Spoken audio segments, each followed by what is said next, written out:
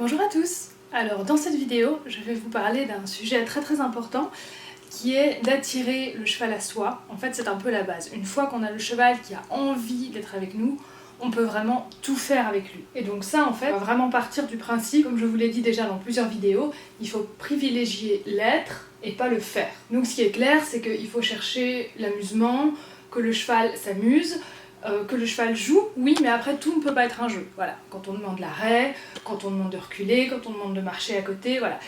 Il faut pas que ça soit tout le temps un débordement d'énergie de jeu. Il y a certaines choses qui peuvent être du jeu, et comme on l'a déjà vu, ça fait beaucoup de bien au cheval. Par contre, il y a des choses, ça doit quand même rester un minimum carré.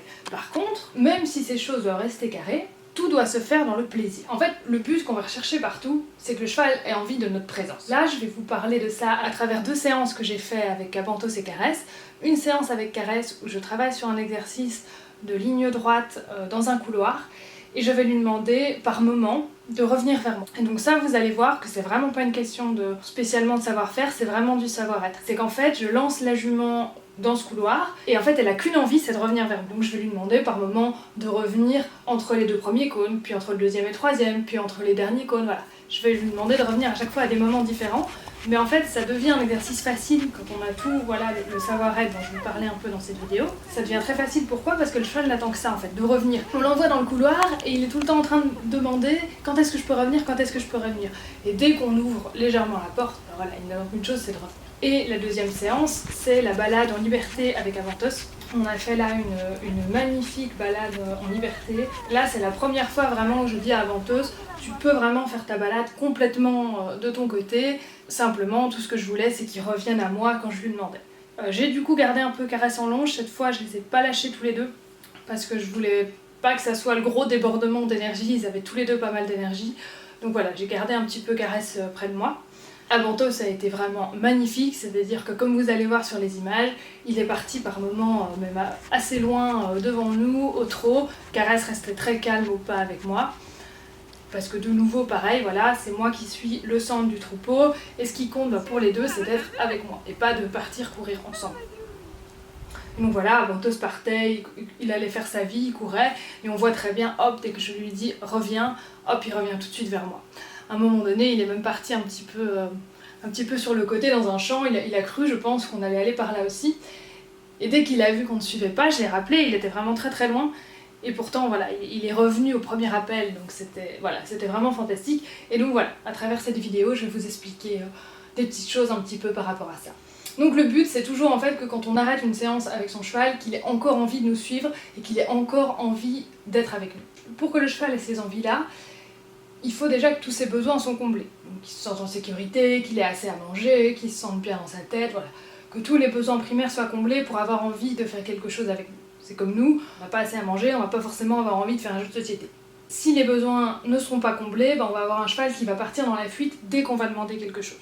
Donc c'est pas forcément quand vous avez un cheval qui part dans la fuite que vous l'avez mal demandé, ça peut être aussi que les besoins ne sont pas comblés. La complicité n'est pas possible si le cheval ne se sent pas bien dans son corps et dans sa tête. Et après, le but c'est de toujours rechercher le plaisir dans le travail, d'avoir surtout le calme, la conscience, la réflexion du cheval et surtout son focus sur nous.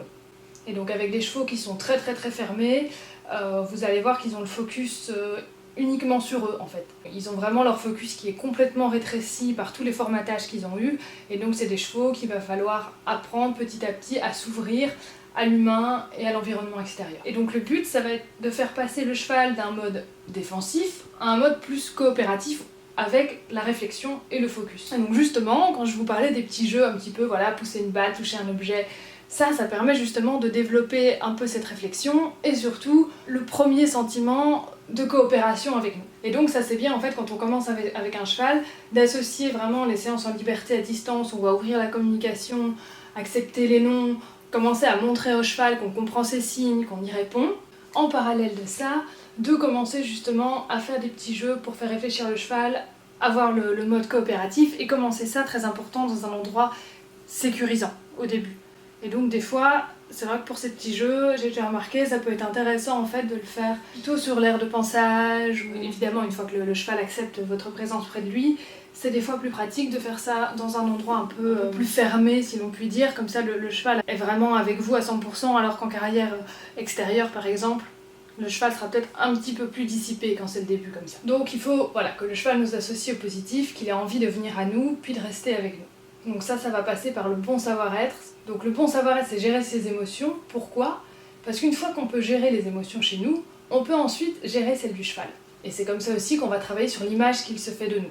Et pour travailler sur cette image, de nouveau pareil, il faut déjà travailler sur la façon dont nous-mêmes on se perçoit. Pour avoir vraiment une harmonie vraiment profonde avec son cheval, il faut modifier cette perception qu'on a de nous-mêmes, pas manquer de confiance, pas se dévaloriser, pas culpabiliser, ni stresser quand ça ne marche pas. Parce que le cheval, il perçoit tout ça et ça a une grosse influence sur lui, les émotions négatives, les émotions positives, comme je vous l'ai déjà expliqué. Ça a vraiment des conséquences sur lui. Il lit les émotions sur notre visage, il en ressent même l'odeur, comme je vous avais déjà expliqué dans une vidéo également. Donc il perçoit tout ça. Et ce qui est vrai aussi, c'est que dans la nature, les chevaux, ils vont vers les autres chevaux qui ont une sorte d'égalité d'humeur. Qui sont pas d'un coup qui pètent en l'air et puis le lendemain qui sont très calmes. Qui sont un peu égales dans leur humeur. Et ça va permettre au cheval de rester en confiance face à des situations stressantes. Donc pour devenir ce pilier et avoir vraiment ce focus du cheval sur nous, c'est vraiment important en fait d'avoir cette égalité d'humeur. Quoi qu'il arrive, même si le cheval donne pas la bonne réponse, qu'il chipote, etc., on reste calme, on continue à demander toujours de la même façon, on reste ouvert, on reste dans l'empathie, on reste dans la communication, on ne se referme pas tout à coup quand ça ne va pas. Égalité d'humeur veut aussi dire, pareil, égalité dans nos demandes. Dans la façon de faire, dans la façon d'aborder les situations, pour que ce soit rassurant. Comme je vous avais expliqué un petit peu la technique de moi aller en avant vers l'objet qui fait peur, de le montrer au cheval, procéder toujours de la même façon. Pas un jour pousser le cheval et le lendemain lui montrer. Donc ça revient à ce que je vous disais au début, il faut être plus que faire pour attirer le cheval à soi et ne jamais aller le chercher en fait. C'est lui qui doit venir à vous. Pareil dans les exercices, il doit être dans la coopération. Donc là, dans cet exercice, avec Caresse dans ce passage étroit, je vais jamais la chercher en fait, je lui demande jamais de venir, simplement à un moment donné, je l'autorise à revenir en fait. Et donc ça on y arrive comment aussi ? En se mettant à la place du cheval, en comprenant ce qu'il vit, sans juger, et en gagnant petit à petit dans ce pouvoir d'attraction, et avoir ce cheval qui vient à nous et jamais nous qui allons au cheval. Pareil en prairie, c'est le cheval qui vient à vous, pas vous qui allez au cheval. Parce qu'on l'attire par notre savoir-être et par toutes les associations positives qu'il a fait avec nous. Après une fois qu'on a le cheval avec nous, comme je vous ai dit, c'est très très facile. Pour apprendre le reculer, qu'est-ce qu'on fait ? On va reculer nous-mêmes et le cheval nous rejoint naturellement parce qu'il a envie d'être près de nous. Pareil pour le demi-tour. On fait demi-tour, hop, il nous rejoint. Et du coup, ça prend un sens pour lui. C'est pas bêtement reculer par la gestion des pieds, etc., comme dans certaines méthodes. Non. Le reculer, ça devient quelque chose pour nous rejoindre. Et donc ça prend un sens. Et donc ça prend vraiment un sens pour le cheval, comme dans cet exercice ici où je fais passer Caresse entre certains cônes, je gère pas ses pieds, je gère pas ses épaules, je gère pas ses hanches, c'est pas du tout ça. Je suis plutôt dans la gestion des émotions, comme je dis toujours, et simplement, je l'envoie, et au moment où je lui dis, ça y est, tu peux revenir. Et là, du coup, il y a vraiment un plaisir d'échanger avec nous, parce qu'on est en fait avec le cheval dans toutes nos demandes. Le cheval est inclus dans nos demandes, il ne la subit pas. Et et après, vous devenez vraiment le centre de votre troupeau, comme là on a vu dans la balade en liberté. Quoi qu'il arrive, ils reviennent à moi, même s'ils se font peur, même s'ils sont partis un peu plus loin, Et donc là, vous voyez, dans cette séance également, je fais énormément de pauses, parce que Caresse était vraiment très très connectée. Et donc là, je lui proposais vraiment des longs moments de relâchement vraiment complet, presque proche de l'endormissement. Et ça lui permettait vraiment d'apprendre parce qu'elle venait de faire, de retenir ce qu'elle venait de faire, et d'avoir vraiment envie d'y retourner parce qu'elle savait qu'il y avait vraiment un bon moment après, on faisait la sieste ensemble. Et avec un cheval un peu plus compliqué ou un peu plus renfermé, on peut commencer aussi, dans ce travail pour attirer le cheval à nous, à intégrer un petit peu la notion de frustration. Donc en fait, à chaque fois qu'on va venir vers le cheval, on va l'associer à quelque chose de positif, notre présence a du positif, des friandises, des petits jeux, Ça dépend d'où en est le cheval, des pauses dans le savoir-être, des choses comme ça, suivant où en est le cheval de son travail.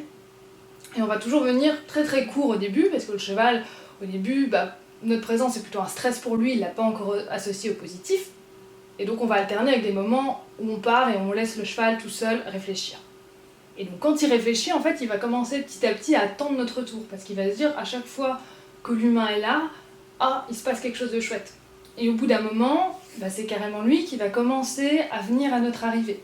Donc ça, comme je vous disais, c'est vraiment ce qu'on recherche. Et une fois qu'on a ce début d'association qui est un peu faite, c'est encore fragile au début, donc avec un cheval un peu renfermé comme ça, ce qui peut aider, si jamais le cheval fait un mouvement pour se détourner de nous, Quand on arrive, alors qu'il y a déjà ce début d'association, et bah tout de suite on part. Et donc on est en train de renforcer cette association, nous, c'est le plaisir, ce qu'on a fait à la première étape, et quand on n'est pas là, et bah c'est de la frustration. Si le cheval fuit ou fait mine de partir un petit peu, on va se retirer, on retire donc le plaisir, et dès que le cheval remet son attention sur nous, tout de suite là on lui donne de l'attention, et on revient vers lui. Peut-être un dernier petit point au niveau des énergies du savoir-être, une petite histoire qui est arrivée il n'y a pas longtemps, je voulais quand même vous en parler même si j'ai pas d'image pour l'illustrer, c'est le cas du cheval miroir.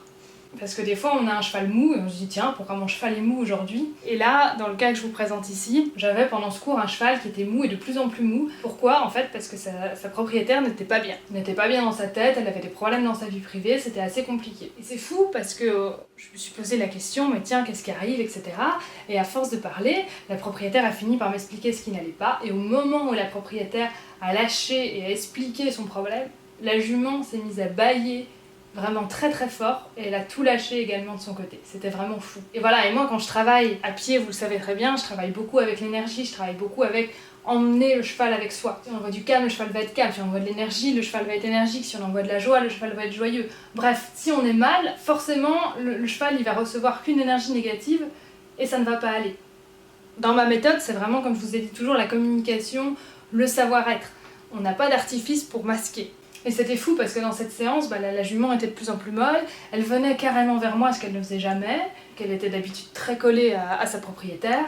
Et du coup, la propriétaire était de plus en plus déçue, il y avait de moins en moins de lâcher prise, et elle envoyait encore plus de négatifs parce qu'elle était vraiment déçue, la jument qui partait. Ben voilà, j'espère que vous avez encore appris des petites choses avec nous, que les images de nos séances avec Caresse et Abantos vous ont plu. N'hésitez pas à venir me poser vos questions en commentaire, le petit pouce bleu ça fait toujours plaisir, et surtout, abonnez-vous. À très bientôt dans une prochaine vidéo.